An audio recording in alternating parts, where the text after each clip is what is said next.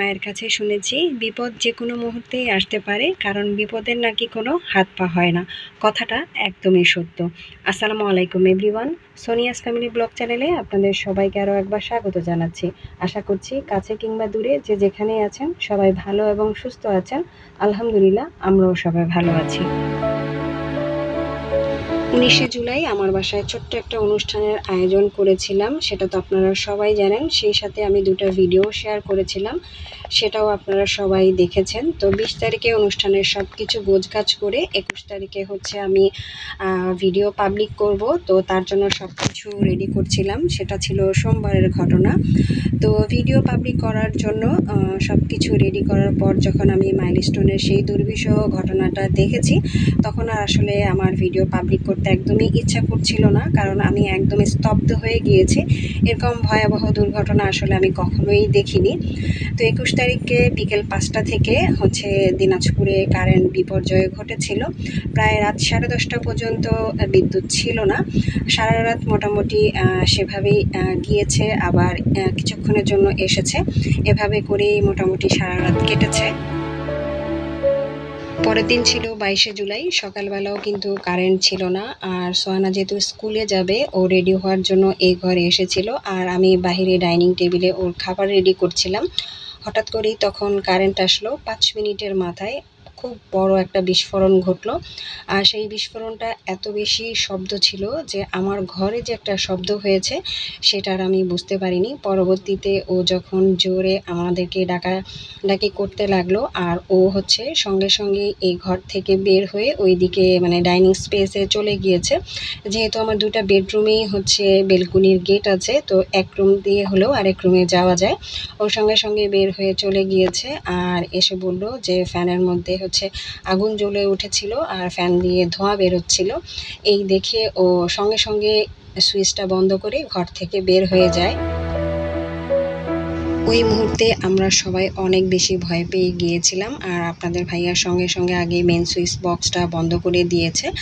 তারপরে হচ্ছে সোহানাকে আগে একদম স্কুলে পৌঁছে দিয়ে এসেছিল, কারণ আপনাদের ভাইও বেশ ভয় পাচ্ছিল, তখন আর ওকে একদমই একা ছাড়ছিল না। তো ওই মুহূর্তটাতে আমার এত বেশি আসলে কি বলবো, খারাপ খারাপ চিন্তা মাথার মধ্যে আসছিল যে অনেক বড় ধরনের দুর্ঘটনা হয়ে যেতে পারতো। তো আসলে তখন আমি কোনোভাবেই কোনো কিছু একদম চিন্তা করতে পারছিলাম না যে কি হয়ে যেত আর কিভাবে হয়ে যেত। যাই হোক, অনেক বড় দুর্ঘটনা থেকে আল্লাহ পাক আমাদেরকে রহম করেছেন। তো তারপরে হচ্ছে আপনাদের ভাইয়া বাসায় এসে প্রথমে হচ্ছে আগে বিদ্যুৎ অফিসে হচ্ছে কমপ্লেন করে বলে, আর বাহিরের হচ্ছে বিস্ফোরণটা এত বেশি শব্দ হয় যে আসলে আমরা ভেতরে যে এরকম একটা শব্দ হয়েছে এটা বুঝতেই পারিনি।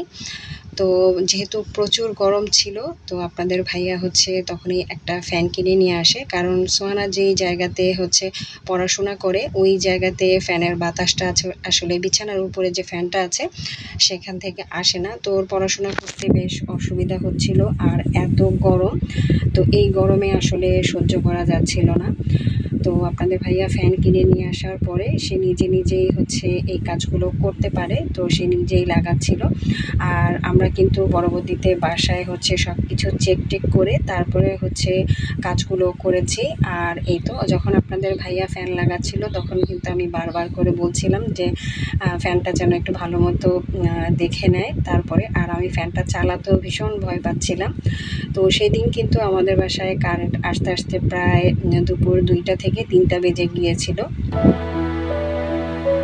সেদিন যে দুর্ঘটনাটা ঘটেছিল এর থেকে কিন্তু আরও অনেক বড় দুর্ঘটনা ঘটতে পারতো। যাই হোক, আল্লাহ পাক আমাদের বিপদমুক্ত করেছেন, আল্লাহর কাছে অনেক অনেক শুক্রিয়া।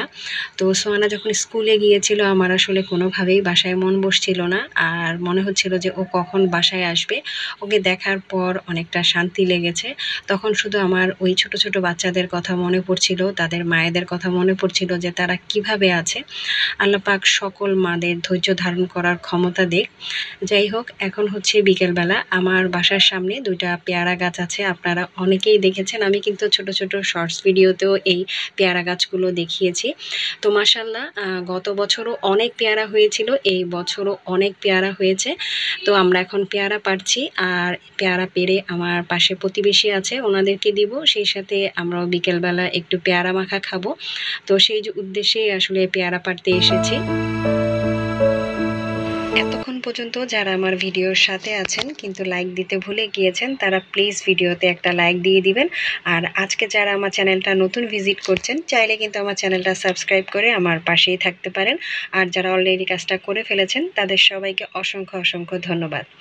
এই গাছগুলো কিন্তু আমরা লাগাইনি, গাছগুলো পেয়ারা সম্ভবত কোনো বীজ পড়ে একা একাই হয়েছে। তো যখন হয়েছিল তখন একটু যত্নাদি করেছিলাম, অর্থাৎ হচ্ছে গাছগুলোকে একটু বাঁশ দিয়ে বেঁধে দিয়েছিলাম যেন গাছগুলো ভেঙে না যায়। তো পরবর্তীতে দেখলাম মাশাআল্লাহ গাছগুলো বড় হয়েছে। আর গত বছরও কিন্তু আমরা অনেক পেয়ারা পেরেছিলাম, সেই সাথে আমার প্রতিবেশীদেরকে তো প্রতি বছরেই দেই। তো এবারও হচ্ছে পেয়ারা পেরেছি, সেই সাথে লেবু গাছেও কিন্তু অনেক লেবু হয়েছে। পরবর্তীতে লেবু গাছ থেকে লেবু ছিঁড়ে যে ভিডিওটা করেছি সেটা আপনাদের সাথে শেয়ার করব। আর আজকে শুধু পেয়ারা পেরেছি সেই ভিডিওটা শেয়ার করছি।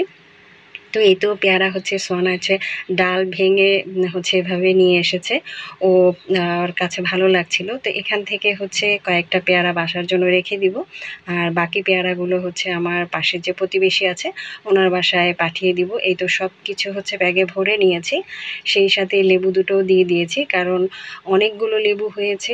আর হচ্ছে লেবুগুলো এখন একটু ছোট ছোট রয়েছে, তো যখন কয়েকটা করে বড় হচ্ছে, তো সবগুলো লেবু আসলে একসাথে পারা যাচ্ছে না, সেই জন্য তো 2টা লেবু পেরেছি। এই দুটোই হচ্ছে একটু বড় হয়েছিল। তো এখন হচ্ছে সোয়ানা দিয়ে আসবে ওই আন্টির বাসায়, আর এদিকে হচ্ছে আমি হচ্ছে পেয়ারা মাখবো।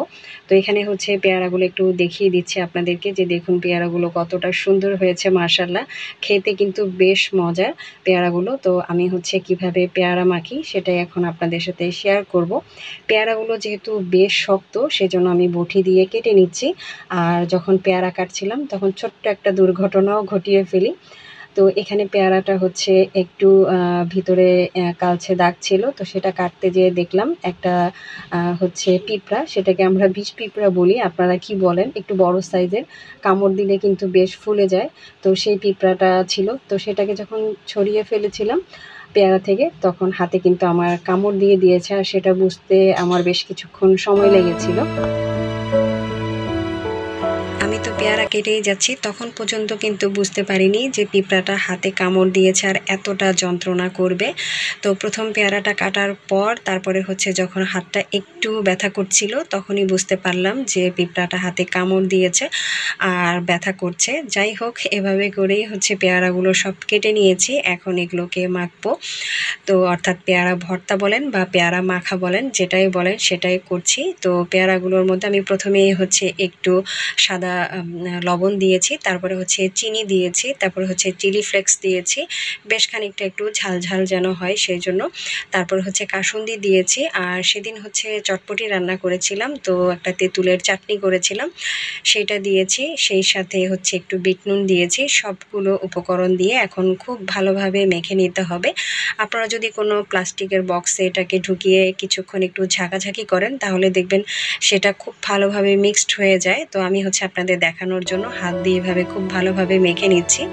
আপনারা হচ্ছে পেয়ারা এভাবে মেখে একবার ট্রাই করে দেখবেন, ভীষণ মজার হয়।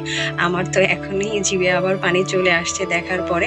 তবে আমি যেহেতু খুব একটা বেশি টক খেতে পারি না, তো আমি হচ্ছে 1 পিস খেয়েছিলাম জাস্ট একটু চেক করার জন্য। এই যে খেতে ভীষণ মজার হয়েছিল, আর চিনি যেহেতু দিয়েছিলাম স্বাদটা একদম অন্যরকম হয়েছিল, আর তেঁতুলের পাত দেওয়াতে তো আরও বেশি মজার হয়েছিল। আপনারা বাসায় অবশ্যই ট্রাই করবেন আর আমাকে কমেন্ট করে জানাবেন যে কেমন লেগেছিল আপনাদের কাছে। এই তো বাবা মেয়ে বসে গিয়েছে খেতে। তো আজ এখানেই বিদায় নিয়ে নিচ্ছি, সবাই ভালো থাকবেন, সুস্থ থাকবেন, আল্লাহ হাফেজ।